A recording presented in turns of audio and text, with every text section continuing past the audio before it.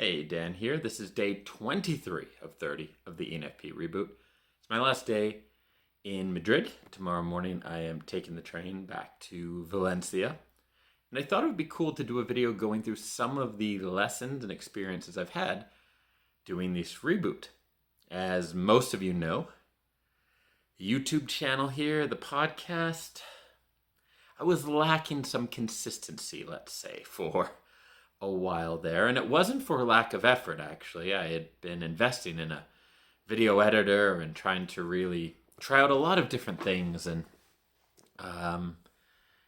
but anyhow, obviously it was not working based on the amount of videos being published over the last 6 months or so until the start of this reboot, where I have published now 23 videos in a row, 23 days in a row, assuming you were seeing this. So this is going to be a bit of a think out loud reflection video. If you don't like those sorts of videos, then you probably have never watched my channel and aren't here, because that's the way a lot of them are. First thing that jumps out to me as a big lesson is if you make something a must, you're going to do it, right? The fact that I committed so publicly and so much to getting these videos out every day, I have really stuck to it. Made it a lot easier. I've talked about that in a few of the other videos. The other thing is how surprisingly easier it is to do a video every day than a video like once a month consistently. And there's a lot of things for that, right? You build patterns, you stay in the flow of things. In the case of videos, for instance, you're not worrying about setup or things like that. Like when you do something every day, it becomes actually easier. But it's also a very much an ENFP thing where when you're doing something that's a big challenge, like do a video every day, it becomes easier because it's like important. And so it's not necessarily less effort, but there's a higher probability of success. I think that's a better choice of words. So it's not easier to do a video every day, but I would say there's a higher probability of success doing it that way than doing something like I commit to doing it once a week. Now, at the end of this ENFP reboot, I will be committing to another schedule. It will not be videos every day forever. I think that's a little much, but there will be a commitment to a consistent schedule. The other thing I found, and this is something I've talked about to my ENFP Unleashed community members as well as free freelancer members, is how starting the day with something that is creative and having projects that you can be really excited about can be a great way to do everything else better as well. Often if we are behind in, just a sec here. Often if we are behind in more technical projects or admin stuff or things like this, we put off the bigger projects, the creative things we need to do, because we say, no, I have to get through this. Like once I do this paperwork and that paperwork and deal with my email and deal with this form and get my domain name, then I'm finally going to do the big important thing that I really want to do. And that means you're not feeding your soul. You're not getting any sort of energy. And so I can't say I've been incredibly on top of admin work and other things. So for example, these in-person events, one which will be, I guess this is the unofficial announcement, July 19th to 23rd, I believe, in Prague, and another one will be in September in Portugal.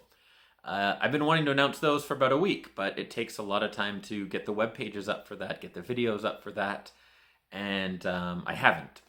But overall, I would say I am much more productive on top of doing these ENFP Reboot videos than I was beforehand without doing them, because it gives me a new enthusiasm for what I do. It gives me a bit of a creative boost each day, and it just feels like there's a great positive momentum. So I think my takeaway from that is never disconnect yourself from the parts of your business you really enjoy doing and sort of say like, okay, I have to like eat the vegetables first and then I can have the part of the meal that I really like. Unless you like the vegetables, then the metaphor doesn't work.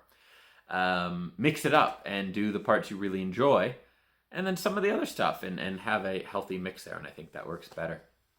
The other big thing is, I think, getting back to simplification. ENFPs, we can tend to over complicate things, and while I am very proud of some of the videos I created that were more produced, like if you go back to sort of the fall last year, ultimately most of them didn't get that many more views, and they took a lot more work, and the stress of working with the video producer derailed me from other parts of my business, and it really wasn't worth it. I am not a YouTuber. That is not my life calling. My life calling is coaching. It's sharing certain insights, speaking, etc. And YouTube is a great way to do that. But I never was like, hey, I want to be a video producer on YouTube. And I went down that rabbit hole and really complicated my life and my business. And this reboot really forced me to simplify things much more than I even thought it would at the beginning of the reboot. I knew that would be a bit of a byproduct of it. But even things like with the podcast, I figured out a way that I can now record and produce the podcast entirely on my own in about the same amount of time it would have taken me before, just to send the files to the podcast producer.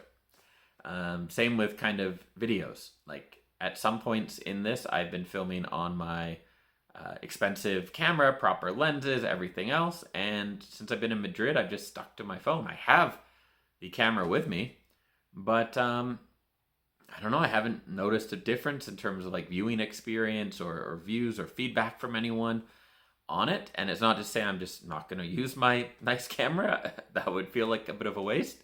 But it just shows me that it's not about complicating things. I personally have this tendency of overcomplicating things, wanting to make things better and better, and that I've really taken away from this the need to just keep things simple and do what I used to do, how I used to run my business when it was just me alone, and worked really well. And then it got to a point where I had money to invest in a team, so I did. So then I created things for them to do, and then ultimately it did make life easier in some ways, and there were definitely benefits of doing that, but it also added unnecessary complications. And I think that's it so far. It's been, if you're curious, it's been quite a month, not necessarily because of the reboot, although everything goes together, but I've also made some, there were some changes within my team as well. Some of you know I brought on some business partners, actually 3 partners, a little while back, with the idea that I did not really like working with employees, and I just decided I was done with that. And that's something I'll talk about another time, probably more like on a group coaching call or something. And I thought, I'm going to work with partners. And one of the partners, Ellie, who is working with me on ENFP Unleashed and is absolutely awesome. It's been going amazing. If you're an ENFP Unleashed member, you know that. You've been on the group coaching calls. You've met her already. Another one of the partners, we never really got a chance to really get into it. He's in Canada, and just the distance created was a bit of a problem, and he ultimately was offered a great opportunity in something he's passionate about, so he decided to go full-time and take that. And then my friend, who was coming on as a partner to help with content, and actually came up with the idea for this challenge, the ENFP Reboot. Her work obligations just became ridiculous, and she wasn't able to have any time for this. And so it's an interesting month in that it started like with this challenge. Me and her talked about it.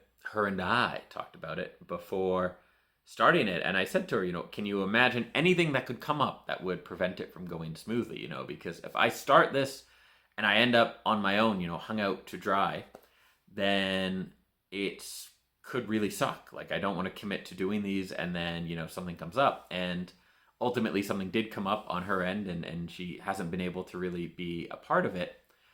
But her idea for it has obviously been great, and I've been very happy about that. And I have a new member of my team as well, who is making the thumbnails, who has been an absolute rock star, Svetlana, who is helping me with all sorts of stuff, and she really stepped up and has been doing great work, helping keep everything on track. So I owe her a huge debt of gratitude for that. But yeah, like quite an intense month, in other words. So these things that have happened with two of the three business partners, there's other times in my life where that could have really derailed me. You know, one business relationship gone bad. But because I had such a clear focus and an excitement for this reboot, and also perhaps being in a really good state of mind, lots of sunshine, exercising, using my creativity every day, that it didn't really faze me. I dealt with it really well.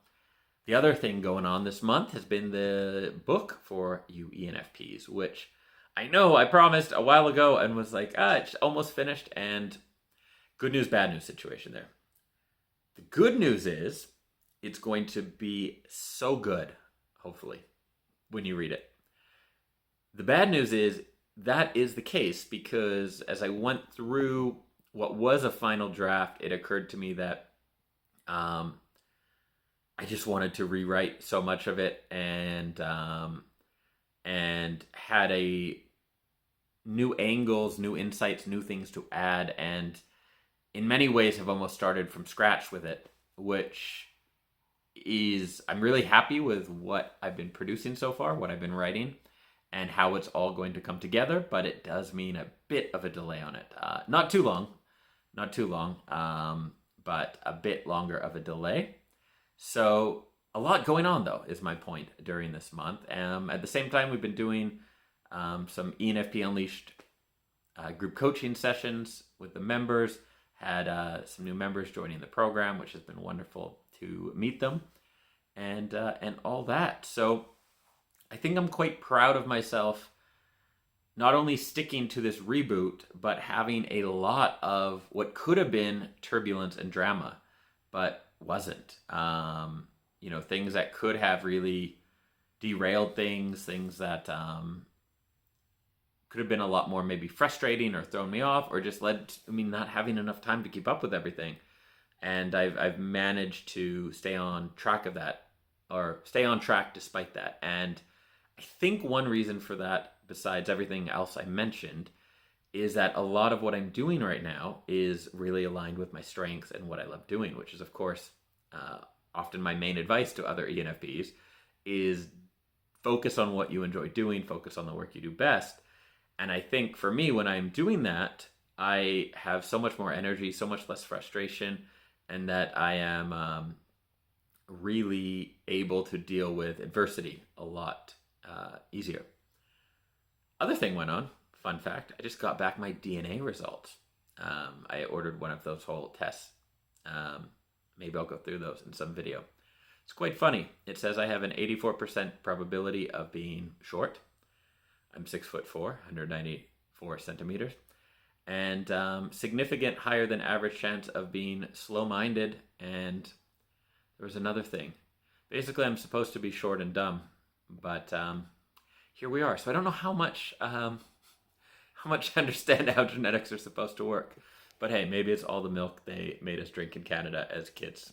All right. On that note, I don't have lactose intolerance, according to it. Probably because of all the milk they made us drink as well. See you tomorrow for the next video in the ENFP Reboot.